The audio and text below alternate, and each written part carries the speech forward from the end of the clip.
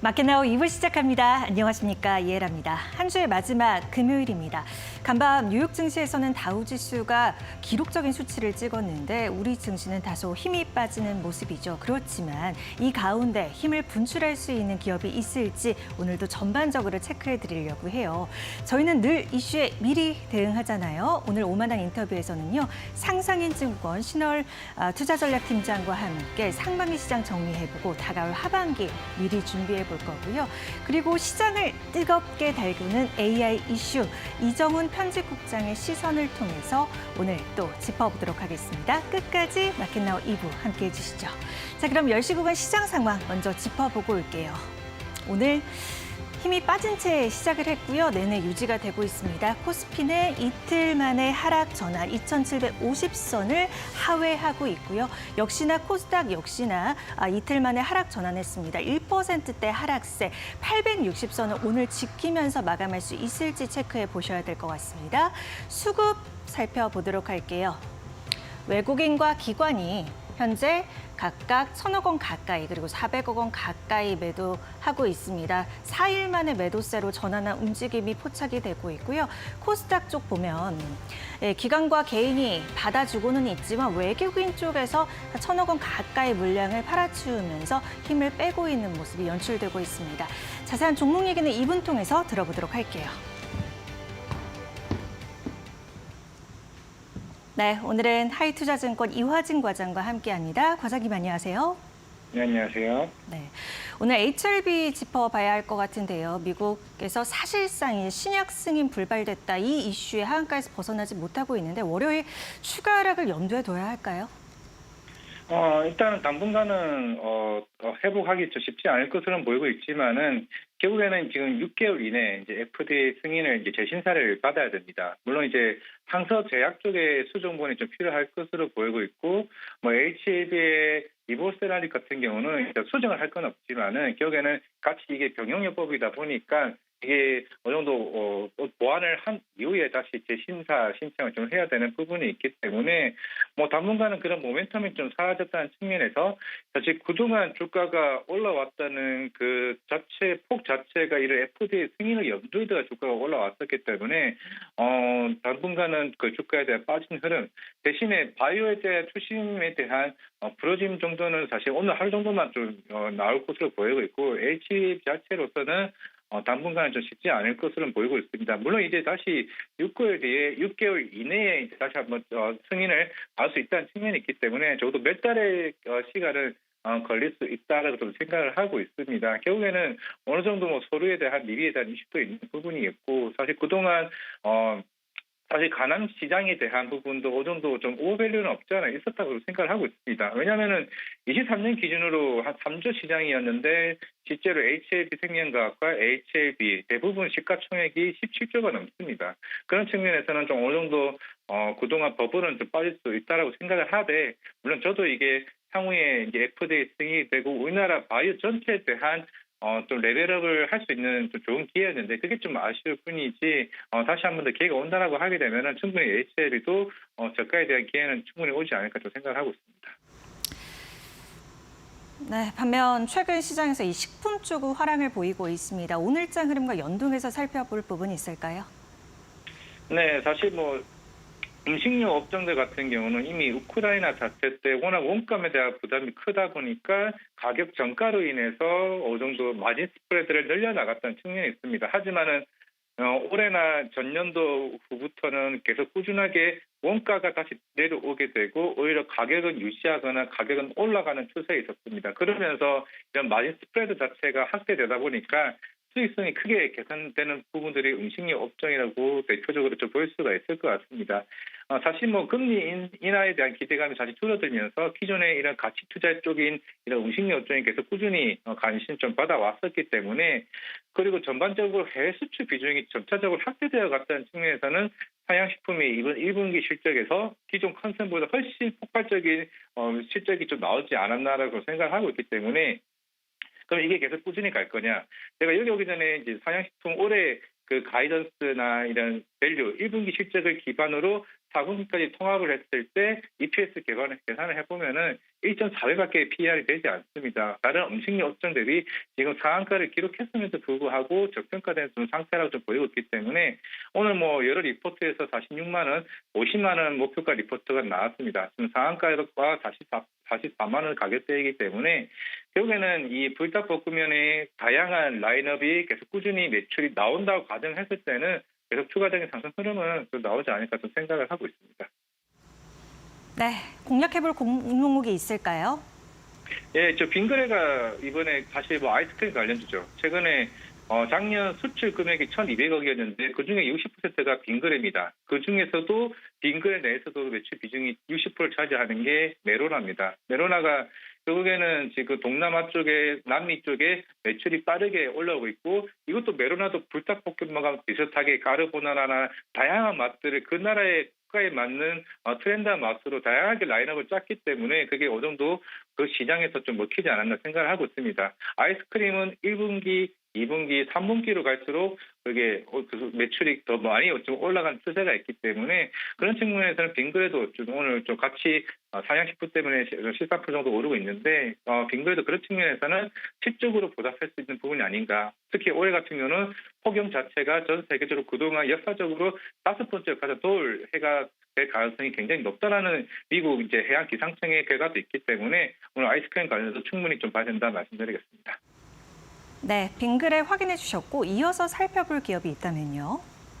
오늘 HLB 때문에 바이오주들이 빠지죠. 그러면 저는 개인적으로 알테오젠을 담아야 된다고 생각을 하고 있습니다. 물론 어제 신한투자증권 코퍼레이트에서도 얘기가 나왔었지만은 1분기 실적은 이미 머크사 독점 계약했던 그 2천만 달러가 이제 매출로 인식이 되면서 서프라이즈가 나왔었고 이거의 추후에 나왔던 얘기 중에 하나가 SC 전환 부분.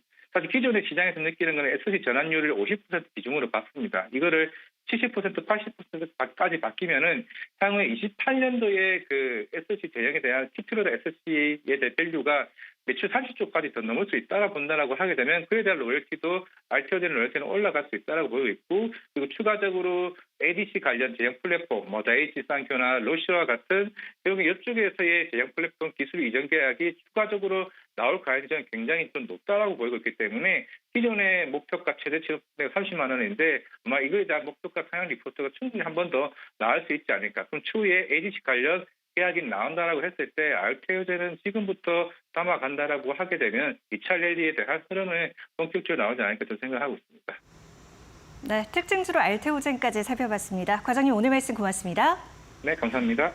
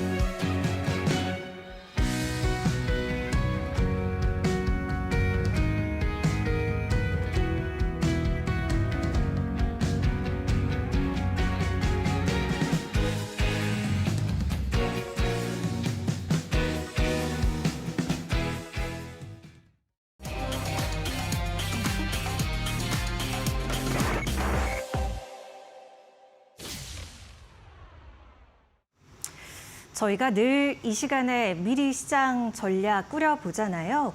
다가올 하반기 어떻게 전망해보면 좋을지 상반기 시장 정리해보면서 체크해보도록 하겠습니다. 오늘은 상상인증권 신월 투자전략팀장과 함께합니다. 팀장님 안녕하세요. 네, 안녕하세요. 네, 반갑습니다. 자, 우리 시장 이 매크로 지표 연동성은 커지는데 참 지표 해석이 굉장히 어려운 시점이라고 느끼는 것이 여러 경제 공식도 깨지는 것 같고 점점 윤곽이 드러나는 것 같긴 한데 금리 인하 관련해서도 여전히 좀 불확실하게 느끼시는 분들도 많거든요. 일단 이번 주 좀 굵직한 지표들이 좀 나왔기 때문에 네. 소비자 물가지수라든지 어떻게 향방 좀 바라보고 계시는지 해석 먼저 들어보고 싶어요. 네, 결과적으로는 이 9월 FOMC에서의 금리 인하 기대감을 다시 재부상시켜 줄 수 있는 흐름들이 나타났다라고 결론을 내릴 수 있겠고요. 흐름을 살펴보게 되면은 지난주에 나왔었던 소비자 기대 인플레이션율은 오히려 전월 대비 반등을 했었습니다. 그러한 부분들이 심리에 역행을 하면서 전반적으로 여전히 기대 인플레이션이 안정이 되지 않고 있기 때문에 연준의 금리 인하에 대한 시점을 불분명하게 했었는데요. 생산자 물가 전월 대비 기준으로는 상당폭 튀었습니다만은 3월달 지표가 오히려 하향 조정이 되면서 반락한 것으로 나타났습니다. 그렇기 때문에 3월과 4월을 두루 살펴보았을 때에는 중립적이었다라고 해석이 가능하겠고요. 이번 지난 15일 밤이었죠. 그때 나왔었던 미국 4월 소비자 물가 지수는 MOM 기준, 전월 대비 기준으로 0.3% 상승에 그쳤었습니다. 이러한 부분들이 0.4%보다 떨어지면서 인플레이션의 오름폭의 연장선상에 있던 부분들이 이제 서서히 꺼져가는 것이 아닐까라는 기대감을 자아냈고요. 또한 근원 물가 지표, 소비자 미국 코어 CPI는 전월의 3.8%에서 3.6%로 오름폭이 축소세를 나타냈습니다. 여전히 주거비와 보험료와 같은 운송 관련된 비용의 증감률 축소세는 느리게 진행되고 있지만 확대되지 않았다라는 측면에 있어서 좀 전에 말씀드렸던 전월 대비 상승률 폭이 좀 줄었고 그리고 근원 물가의 전년 동월 대비 기준으로 계속 오름폭이 축소세가 나타나고 있기 때문에 이제는 1분기는 들쑥날쑥했었던 물가 지표 때문에 시장의 연준에 대한 기대감이 굉장히 엉클어지는 그런 모습들이었다라면은 지금은 다시 단일 대우로 점차적으로 시장의 인식들이 좀 모여지는 국면의 초입부다라고 진단해 볼 수가 있겠습니다. 네, 하반기 9월 금리 인하에 조금 힘을 보태는 그러한 지표 해석 좀 해볼 수 있을 것 같은데 일단 크게 경제 흐름으로 봤을 때요. 상반기보다 하반기는 어떨 것 같으세요? 네, 아무래도 경기 확장 국면이 지속이 되다 보니까 이 확장 국면이 지속이 된다라면은 여전히 견조한 경제 성장이 나오겠지만 연준의 긴축 강도가 상당폭 높았었기 때문에 이러한 부분들은 경기 확장 국면이 서서히 톤 다운될 수 있다. 즉 상고 하저의 흐름으로 전개될 가능성이 좀 더 높지 않은가라고 판단을 하고 있습니다. 네. 원래 기존 전망대로 한다라면은 1분기 정도가 글로벌 경기의 피크가 아닐까라고 생각을 했었는데 제조업 경기가 생각보다 좋았고요.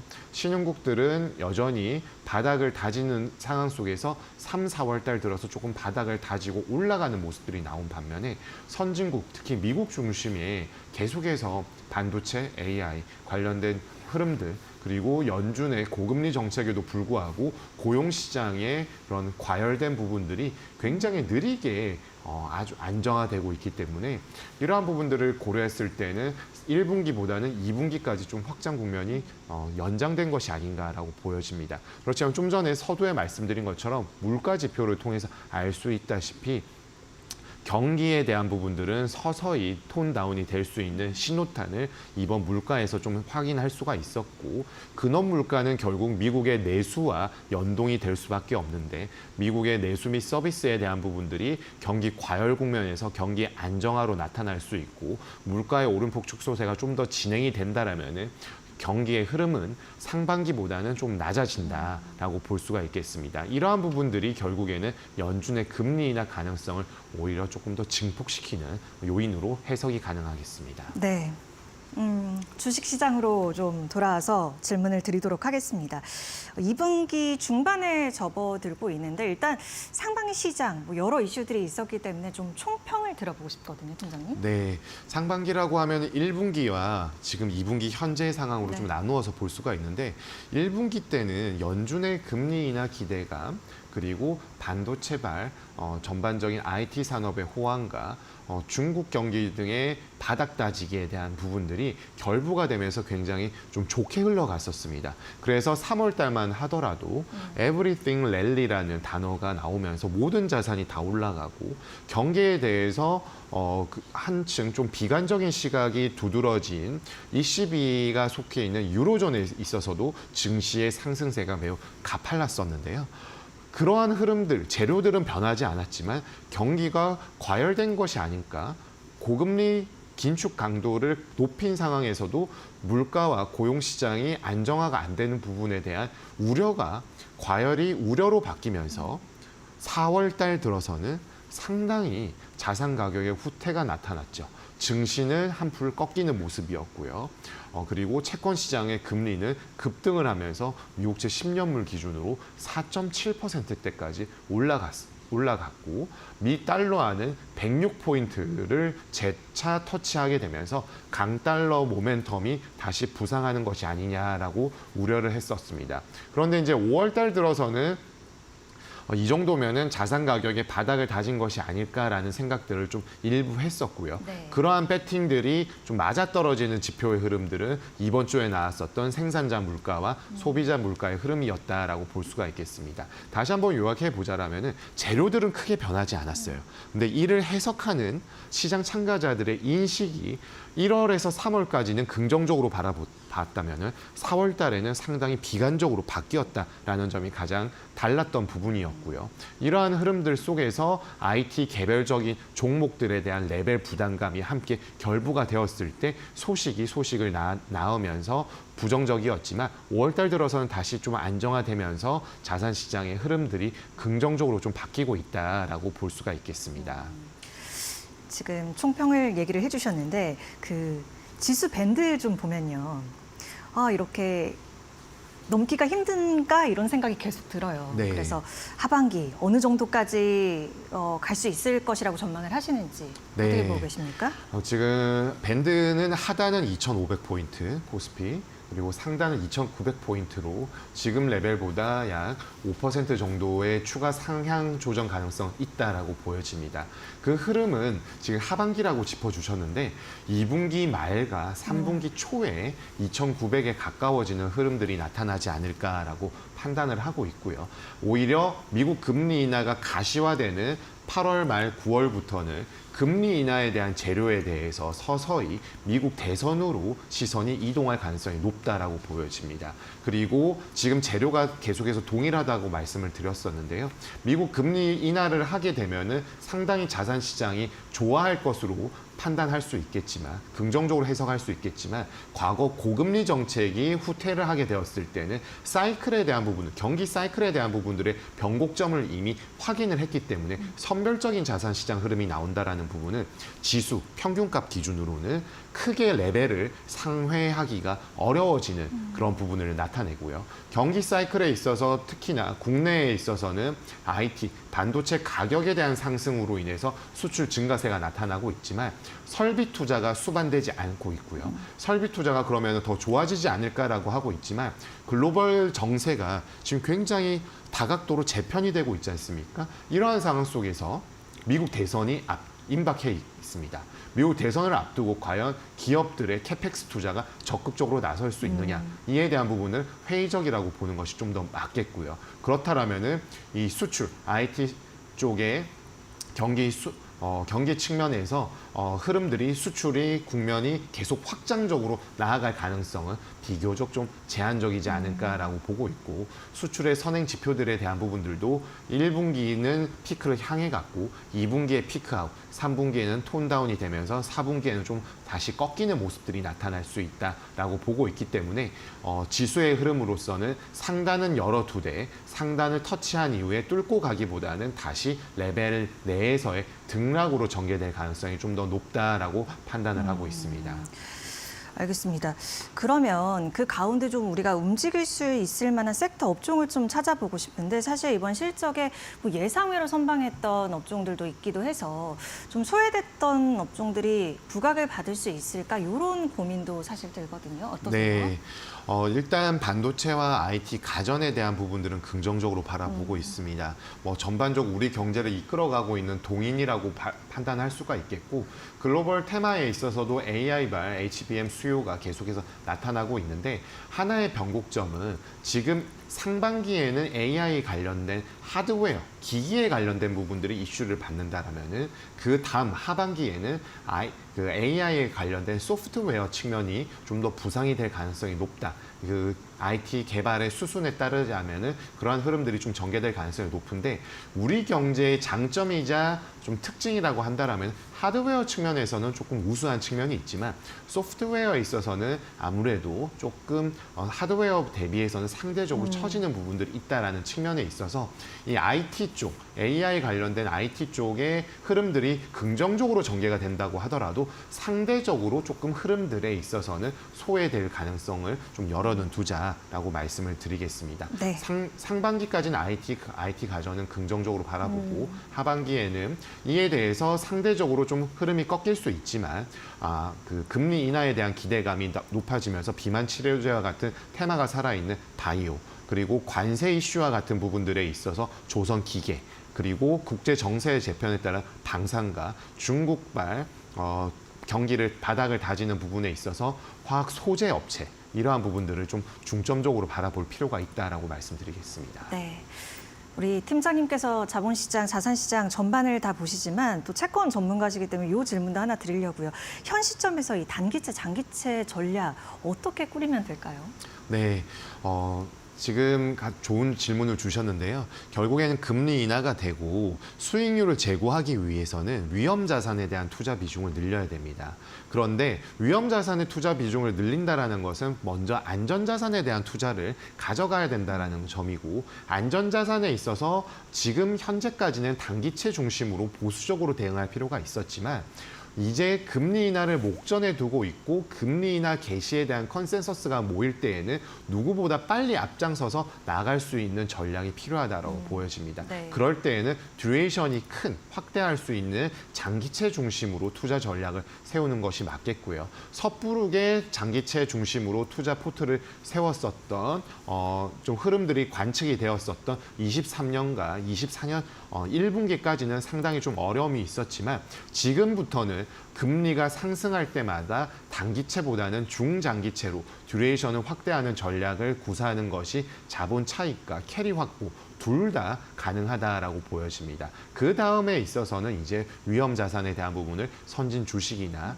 크레딧과 같은 채권 시장으로 좀 눈을 넓히는 것이 필요한데 기본적으로는 국채 중심의 안전자산 포트를 수반을 시키고 여기에서는 단기채에서 이제 중장기채로 좀 듀레이션 확대에 대한 부분들을 열어두자라고 말씀드리겠습니다. 네.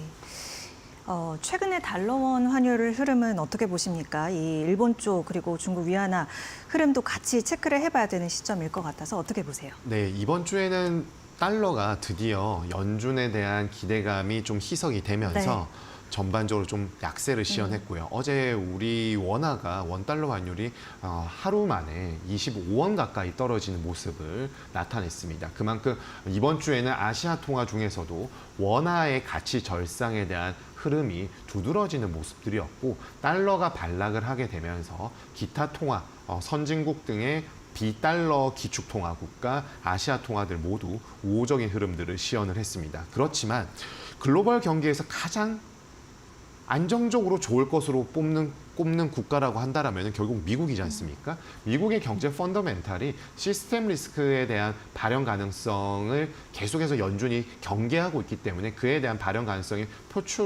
표면화되기는 굉장히 가능성은 제한적이라고 본다라면은 강달러에 대한 레벨은 유지가 될 수 있다. 100포인트를 넘는 달러 인덱스의 흐름은 당분간 유지가 될 수 있겠고요. 3분기, 4분기로 갈수록 이제 100포인트의 중립적인 흐름으로 전개가 되겠지만 이러한 부분들이 강달러 레벨이 무너지는 것으로 보기는 어렵겠습니다. 그렇지만 강달러를 추가적으로 치고 올라가는 힘은 서서히 무뎌질 것으로 보여지기 때문에 그동안의 절하 흐름이 나왔었던 원화, 위안화와 같은 그리고 엔화는 일본 내부의 통화 정책과 경제의 흐름이 같이 결부가 될 것인데요. 전반적으로 아시아 통화에 있어서는 최근 들어서 좀 좋지 않았던 흐름들의 변곡점이 하반기에 좀 유의미하게 나타날 수 있다라고 말씀드리겠습니다. 네.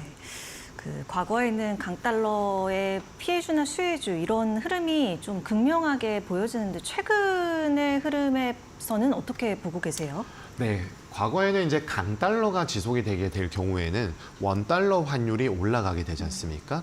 즉, 원달러 환율이 올라간다라는 부분들은 수입 물가가 올라갈 수 있다라는 점이고 생산자의 입장에 있어서는 원가 부담이 높아진다라는 측면을 나타내게 됩니다. 이러한 부분들은 결국에 수출 물가 이상으로 이제 수입 물가 상승으로 반영될 소지가 있는데 이러할 때에는 매출액보다는 영업이익과 현금 흐름에 있어서 플러스 즉 매출 그로스보다는 좀 안정적으로 마진을 생성해낼 수 있는 업종에 대한 관심으로 좀 이어졌었고요. 좀 전에 말씀드렸던 업종에 있어서 뭐 IT나 음식료와 같은 부분들 그리고 기본적으로 좀 그때그때 다를 수 있는 규제책에 대한 반등과 경기 흐름을 고려했던 업종들을 말씀드렸었는데 그러한 흐름들에 있어서 크게 이번 국면과 다르지 않기 때문에 좀 전반적으로 긍정적인 뷰를 제시드리고자 합니다. 네. 이 구리 가격 상승세도 이어지고 있습니다. 그래서 이 투자 성향에 따라서 뭐 ETF라든지 구리 관련주라든지 그런 투자 매력을 좀 점검해 보고 싶어요. 네, 구리는 닥터커퍼라고 해서 이제 경기를 앞장서서 살펴보는 대표적인 선행 지표적인 네. 원자재 가격이라고 볼 수가 있는데요. 지금 1만 달러 내외에서 등락을 하고 있고요. 이러한 부분들이 중국과 신흥국 증시의 상승세와 결부가 되면서 수요가 살아나는 것이 아니냐라고 바라볼 수 있겠습니다만은 구리 가격은 그 중국 등 신흥국 증시의 상승세가 나타나기 전부터 일견 좀 확인이 됐던 측면들이 있기 때문에 경기에 기반한 수요 측면으로만 해석하기는 좀 다소 어렵다라고 말씀드리겠고요. 이러한 부분들은 결국 공급 측에 의해서 공급이 줄어들면서 가격이 올라간 측면도 배제할 수 없다라고 말씀을 드리겠습니다. 특히나 러시아산 금속 수입을 제재했었던 미국과 영국 등 서방 선진국들의 흐름들 이러한 부분들이 나타나겠고요. 중국 부동산이나 미국 친환경 투자가 부진하고 있다라는 측면들은 수요단에서도 전반적으로 지금의 가격 상승 랠리 이후에 상승 모멘텀을 제공하기에는 다소 역부족이지 않을까라고 판단을 하고 있고요. 결국에는 중국 경기가 근본적으로 지금 GDP에 대한 목표치를 4%대로 내려잡았는데 예상치를 서프라이즈할 정도로 5%, 6%를 올라갈 수 있는 동인이 하반기에 좀 보이지 않는다라면은 수요단에서 구리 가격을 올리기는 다소 역부족이고 공급은 상단을 제어하는 흐름을 좀 나타낼 것으로 판단하고 있습니다. 네. 자, 이 하반기에 우리가 또 부동산도 한번 짚어보려고 하는데 하반기 부동산 시장에서 좀 체크해봐야 될 주요 이슈가 있다면요? 네, 아무래도 공급 측에서는 부동산 PF 관련된 문제를 배제할 수가 없겠고요. 네. 수요단에서는 신규 주택에 대한 수요를 자극시킬 수 있는 그런 수요 진작책은 아직 정부가 내놓고 있지 않습니다. 네, 네. 그러면은 결국에는 기존 부동산 시장에서 투자자들이나 실수요자들이 어느 정도 유입하느냐 이 문제로 귀결이 될 텐데요. 부동산 PF에 대한 부분들은 지금 여러 가지 논쟁들은 하고 있지만 이번에도 사업성을 검토해서 살릴 수 있는 사업장은 살리고 조금 어려운 부분들은 구조조정을 적극적으로 하겠다라는 점을 나타냈기 때문에 이에 대한 부동산 산업 현황에 이제 피드백을 받은 다음에 미세 조정은 나타날 것이지만 PF에 대한 부분들이 시스템 리스크로 전이될 수 있는 가능성은 미리 정부 금융당국이 좀 싹을 끊어놓으려는 모습들을 나타내고 있기 때문에 비교적 무난하게 넘어갈 수 있다라고 보여지고요. 수요 진작책은 없기 때문에 결국에는 봐야 할 부분들은 매매 거래량이라고 판단하고 있습니다. 특히나 지금은 서울과 수도권 남부 그리고 대도시로 이어지는 연결고리에 있어서 작년에는 가계부채 때문에 이러한 흐름들이 이어지다가 말았었는데요. 이번에는 그런 가계부채보다는 전반적으로 금리 인하에 대한 기대감이 좀 무르익고 학습 효과가 좀 올라온 부분들이 있기 때문에 지난 3월에 서울의 아파트 거래량이 매매 거래량 기준으로 4천 건을 돌파했고 4월 달 역시나 지금 4천 건을 향해 가고 있는 상황임을 고려했을 때 거래량이 안정적으로 수반이 되게 될 경우에는 전국 주택 시장은 상반기는 약보합, 하반기는 보합으로 될 것이고요. 서울 주택 시장은 상반기에는 강보합세, 하반기에는 강보합세가 강세장으로 좀 바뀌는 전환 국면에 있을 것으로 보여집니다. 네. 자, 그렇다면 ETF도 짚어보려고 하는데 어떤 섹터 ETF 좀 보고 계시는지 그리고 포트폴리오 전략 어떻게 꾸리면 되는지도 마지막으로 좀 점검 부탁드리겠습니다. 네. 지금 ETF를 통해서 많이들 투자를 하고 계신데요. 이러한 부분들을 좀 고려했을 때 전반적으로 유동성에 대한 부분들은 현금, 즉 달러로 좀 대응을 하자라고 말씀을 드리고 있고요. 인플레이션 해치나 금 수요에 대한 부분들이 있기 때문에 금까지 안정적으로 좀 끌고 간 다음에 주식에 대한 부분들은 40% 그리고 채권에 대한 부분은 45% 말씀드리고 있습니다. 제가 아까도 말씀드렸다시피 금리 인하를 앞두고 있을 때에는 국채 중심의 안전자산의 비중을 최대한 늘린 다음에 위험자산에 대한 배분 비중으로 수익률을 제고하는 전략이 가장 우수할 것이다라고 말씀을 드렸고요. 위험자산에 대한 부분은 좀 전에 말씀드린 것처럼 반도체, IT, 가전, 바이오, 화학, 소재 그리고 화학뿐만 아니라 그 방산 기계 같은 부분들 추천드리고 있고요. 국내에 있어서는 채권 시장에 있어서는 장기채 중심으로 그리고 크레딧물에 대한 투자 확대 전략을 말씀드리는 바입니다. 네. 네, 오늘 오만한 인터뷰 신하울 팀장님과 함께했습니다. 오늘 말씀 고맙습니다.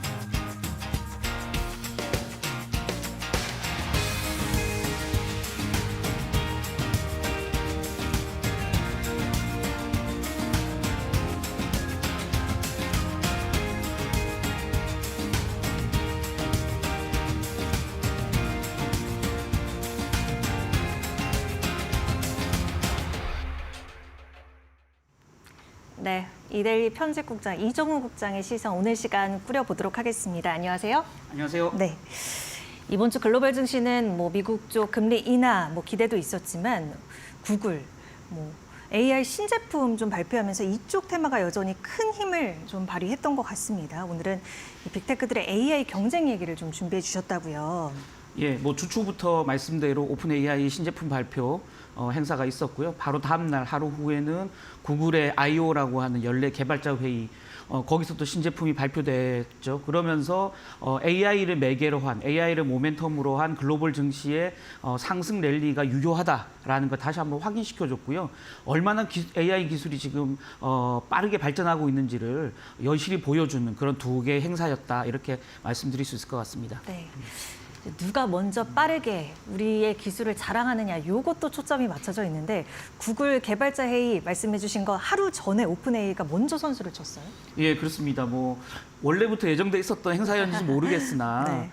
뭐 그 외신에 따르면 구글의 그 행사의 김을 빼기 위해서 하루 전에 급하게 좀 그 행사 준비가 됐다 이렇게 좀 알려져 있거든요. 말씀대로 챗 GPT-4o라고 하는데요. 뒤에 이제 소문자 O는 옴니라는 그 라틴어의 약자인데요. 옴니는 이제 모든 것 이런 뜻이죠. 그래서 이제 우리가 흔히 옴니포턴트라고 하면 전지전능하다 이렇게 네. 이제 얘기하는데 O는 전지전능함, 다양함, 어떤 모든 능력을 갖추고 있음 이런 뜻으로 해석이 됩니다. 그래서 GPT-4 기존에 이제 가장 발전된 챗 GPT-4가 버전을 전지전능한 형태, 다양한 어떤 성능을 가진 형태의 신제품으로 업그레이드했다라는 의미로 네이밍을 저렇게 한 것 같은데요. 실제 시연 영상을 한번 보시면 굉장히 놀랍습니다. 네. 우리 한 7년, 8년 전에 나왔던 영화 허라는 영화가 있었죠. 네. 네. 남자 주인공이 여성 AI와 사랑에 빠지는, 대화를 나누다가 사랑에 빠지는 그런 어떤 영화였는데요. 그 영화를 연상케 할 정도로 굉장히 인상적인 어떤 스토리텔링이 가능한 시연 영상이었다라는 겁니다. 실제 영상을 한번 다들 보시면 텍스트는 물론이고요. 뭐 영상, 음성, 이미지 등등을 실시간으로 AI가 다 받아들이고 답을 또 해내는, 그러니까 인풋과 아웃풋을 동시에 해내는, 그것도 사람과의 대화의 과정에서 자연어로 실시간으로 저랑 앵커가 지금 그 대화하듯이 네. 거의 지금 갭이 없이 실시간 대화가 가능한 형태의 그런 어떤 그 AI 성능을 보여줬다라는 거고요. 실제 시연 영상을 한번 보시면 일상적 대화를 막 나눕니다. 개발자랑. 그러기도 하고 책을 읽어달라고 하면 책을 읽어주고요. 또 그냥 평이하게 책을 읽지 말고 다양한 목소리로 읽어달라 그러면 할머니 목소리를 흉내내기도 하고 그렇게 굉장히 그 정서적인 부분을 터치하기도 하고요. 실제 수학 문제를 카메라를 가지고 수학 문제를 찍어서 보여주면 풀이 과정을 말로 설명해주고 그런 어떤 개인 과외 교사 역할까지 동시에 해내는 그런 어떤 전지전능한 모습을 보였다라는 거고요. 가장 인상적이었던 건 응답하는 속도, 반응 속도가 거의 사람하고 거의 유사한 형태였다라는 게 저한테는 가장 인상적이었고요.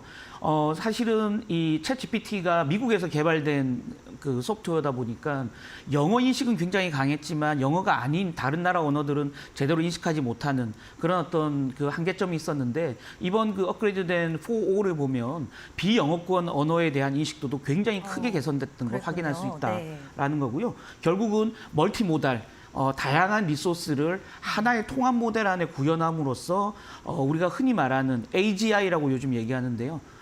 그 AI를 매개로 한 인간, AI 휴먼에 가장 가까운 모습을 보여줬다. 이렇게 설명할 수 있을 것 같습니다. 네. 그러면요, 구글이 공개한 제미나이는 어떤 부분이 강조가 됐나요? 예, 오픈 AI와 달리 구글은 너무 많은 걸 한꺼번에 보여주려고 했어요. 그러다 보니까 어느 하나의 어떤 초점을 맞추기보다는 굉장히 많은 어떤 스펙트럼을 가지고 있다라는 걸 과시하는 형태였다라는 건데요. 그나마도 구글은 아시다시피 세계에서 가장 큰 검색 엔진이지 않습니까? 그래서 검색에 저는 가장 초점을 맞추고 좀 행사를 지켜봤는데요. 구글도 역시 구글이었다 이렇게 설명할 수 있을 것 같습니다. 그래서 제미나이를 탑재한 구글의 검색 서비스, 그래서 이름하여 AI 오버뷰라는 이름을 네이밍을 했더라고요. 그래서 네. AI를 통해서 아주 광범위한 형태의 검색을 한꺼번에 실행한다 이런 뜻으로 해석할 수 있을 것 같습니다. 그래서 길고 복잡한 그런 어떤 명령어를 한꺼번에 인식하기도 하거든요. 실제 그 시연 영상을 한번 보시면 예를 들면 이런 겁니다. 저희 회사가 서대문역 근처에 있지 않습니까? 네. 서대문역 근처에서 내 친구랑 밥을 먹는데 초밥을 먹고 싶어. 근데 내가 가진 예산은 3만 원밖에 없어. 3만 원 내에서 친구랑 초밥을 먹을 수 있는 사람들의 평가가 굉장히 높은 서대문역 근처에 초밥집을 찾아줘. 이렇게 물어보면 한꺼번에 인식하고 저희가 원하는 답을 그대로 드러낸다는 네. 거죠. 조건이 6, 7개 들어간 것 그렇죠. 같은데. 그동안 이제 저희는 검색을 어떻게 했냐면 서대문역 초밥 이렇게 그렇죠. 치고 예. 거기서 평점을 또 하나씩 사람 눈으로 다 확인하고 메뉴판에서 가격을 확인하고 이렇게 이제 했다면 이제는 그 복잡한 모든 명령어를 한꺼번에 인식한다라는 거고요. 또 하나는 사진과 동영상까지도 다 인식해서 검색에 활용한다라는 네. 거죠. 그래서 실제 저기서 개발자가 어떤 모습을 보여주냐면 고장난 가전기기를 이렇게 카메라로 찍어서 보여줘요. 어떻게 해야 돼? 라고 물어보면 여기 그 AI 오버뷰가 어떻게 대답하냐면 가전제품이 고장이 났네요. 그러면 가전제품 본인의 데이터베이스에서 가전제품 모델명과 그 가전제품의 사용 설명서를 찾습니다. 그리고 고장 났을 때 어떻게 대응해야 될지 그 답을 보여주고요. 고장 수리센터가 어디에 가까운 데 있는지까지 답을 한꺼번에 보여줍니다. 그래서 저희는 스마트폰 카메라로 고장난 가전기기만 찍어서 올려주면 모든 답을 찾아낼 수 있다. 그래서 굉장히 파워풀한 검색 엔진의 모습을 보여줬다라는 거고요. 실제 외신들도 구글의 AI 오버뷰를 보고 난 다음에 첫 반응이 뭐였냐면 구글 검색 엔진이 나온 25년 만에 나온 검색 부분의 최고의 혁신이다라고 평가할 정도로 AI 검색 부분의 어떤 그 혁신적인 모습을 보여줬다라는 거고요. 그 이외에도 온 디바이스 AI 탑재가 가능한 그런 또 소형 멀티모달 그 프로그램, 제미나이 1.5, 프레시, 나노, 뭐 프로 이런 이제 다양한 멀티모달 프로그램들을 다 하나씩 공개를 했고요. 또 하나는 오픈 AI의 그 GPT-4.5에 버금가는 개인 비서, 그래서 아스트라라는 프로젝트 명이 달렸더라고요. 그래서 아스트라를 통해서 사람과의 대화를 통해서 보고 듣고 자연어로 대화가 가능한 그런 어떤 비서 서비스까지도 동시에 이제 내놨다는 거고요. 이 비서한테 이 비서가 스마트폰에 깔려 있으면 스마트폰에 대고 내 딸아이의 수영 실력이 어떻게 변했는지 보여줘. 그러면 제 스마트폰에 있는 저희 딸아이의 수영하는 모습, 사진, 동영상들을 다 휴대폰으로 네. 나열하고요. 이렇게 실력이 발전했어라는 모습을 한꺼번에 다 보여줍니다. 그래서 스마트폰에 들어있는 어떤 정보도 저의 자연어 하나로 다 제어 가능하다. 뭐 완벽한 비서가 그 안에 탑재되어 있다라고 볼 수 있을 것 같습니다. 네. 지금 설명 들으면서 든 생각이 와 진짜 빠르다 이런 생각 들고 네. 굉장하다 이런 생각도 들었습니다. 그런데 이제 투자자로서는 그럼 요 사안 지금 어떤 시선으로 바라봐야 될까가 또 고민이 돼요.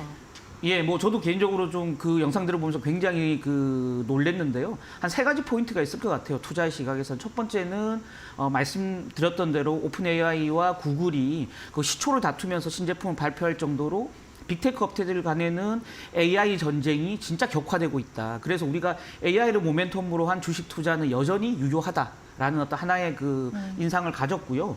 두 번째는 그 AI 서비스가 이제 우리의 삶 옆으로 다가왔다라는 거죠. 비서 역할도 해주고 네. 대화의 파트너도 돼주기도 하고 과외 교사가 돼주기도 하고 그래서 AI 서비스가 이제는 더 이상 IT 서비스가 아니라 내 옆에 와 있는 그런 어떤 대중화의 길로 완벽하게 접어들었다라고 볼 수 있을 것 같고요. 그렇다면 앞으로는 이 몇몇 빅테크 업체들이 좌우하는 AI가 아니고요. 그들의 AI 그 LLM이라든지 생성형 AI 서비스를 가지고 와서 서비스단에서 어떻게 소비자들한테 구현해내느냐. 그래서 다양한 산업군과의 협업, 파트너십이 이제 발생할 것 같다라는 기대감을 가졌고요.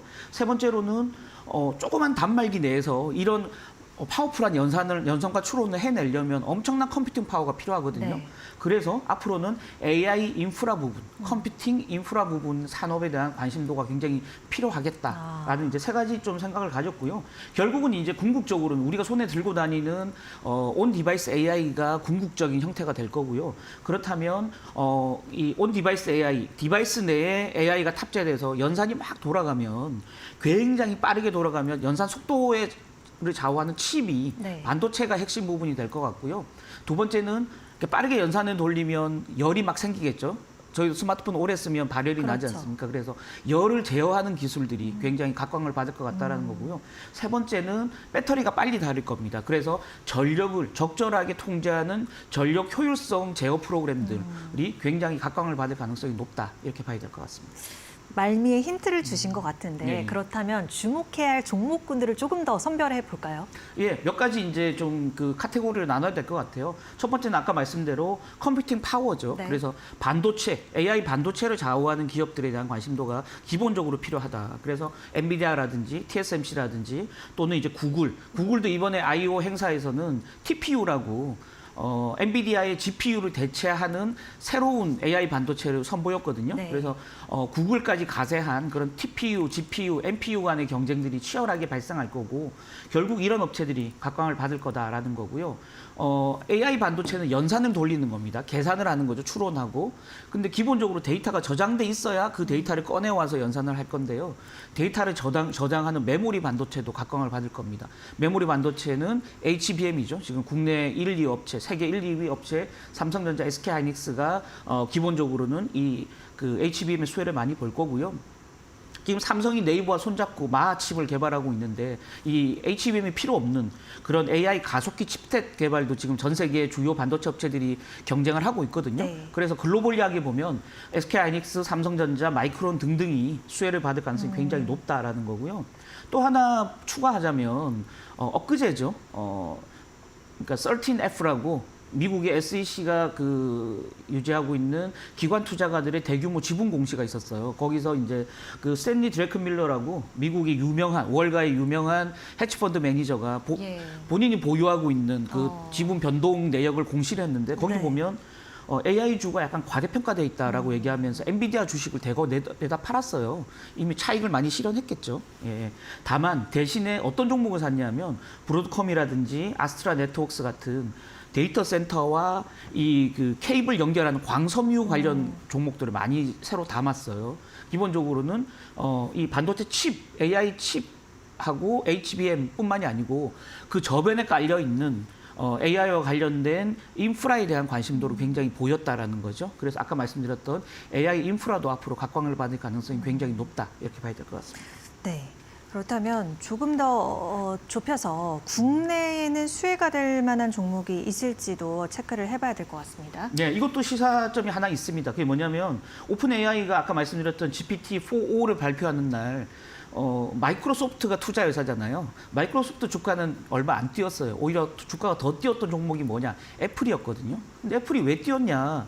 애플은 그 쉬리라는 그 개인 비서가 있죠. AI 비서가 있는데 이 쉬리 내에 강력한 AI를 탑재할 텐데 애플은 자체적으로 AI 그 생성형 AI 개발을 네. 못했기 때문에 사올 겁니다. 구글에서 사오느냐, 오픈 AI에서 사오느냐. 그래서 오픈 AI에 그 GPT를 탑재할 가능성이 높다라는 기대감으로 GPT-4.5가 발표된 날 애플 주가가 많이 뛰었거든요. 예. 결국은 앞으로는 말씀드렸던 생성형 AI 원천 기술을 가지고 있는 업체도 중요하겠지만 그 업체의 그 업체의 기술을 가지고 와서 어떤 서비스를 소비자들한테 구현해내느냐가 훨씬 더 중요한 포인트가 될 거다라는 게 제 개인적인 생각이고요.